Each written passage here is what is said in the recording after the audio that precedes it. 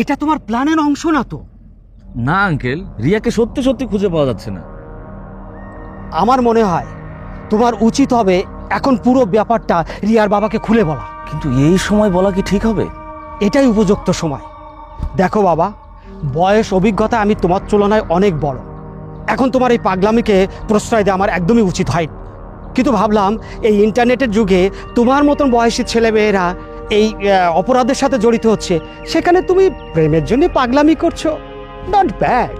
কিন্তু বাজান, এই পাগলামি করতে করতে রিয়ার যদি সত্যি সত্যি কোনো ক্ষতি হয় তাহলে তুমি দায়ী থাকবে। তাছাড়া তোমার বাবার সামনে আমি তো কোনোদিন মুখ দেখাতে পারবো না। ঠিক আছে আঙ্কেল, আমি রিয়ার বাবাকে সব কিছু খুলে বলছি, কিন্তু আঙ্কেল প্লিজ আপনি একটু নিজের মতো করে রিয়াকে খোঁজেন। সে তোমাকে বলতে হবে না। আর হ্যাঁ, তোমার প্ল্যান অনুযায়ী আমি জামালকে সব বলেছি। আঙ্কেল, তখন কি আর আমি জানতাম যে রিয়াকে পাওয়া যাবে না? ওই রাশের ছেলে তো কিছু করেনি তো? সেটার তো সম্ভাবনা আছেই আঙ্কেল, কারণ সে ইতিমধ্যে পালিয়ে গেছে। বলো কি? তাহলে এই কাজ সেই করেছে? আমারও তাই ধারণা আঙ্কেল। আচ্ছা ঠিক আছে, তুমি তোমার মতো রিয়াকে খোঁজো, আমি আমার মতো রিয়াকে খুঁজছি। তার আগে তুমি এক্ষুনি যাও, যে রিয়ার বাবাকে সব খুলে বলো।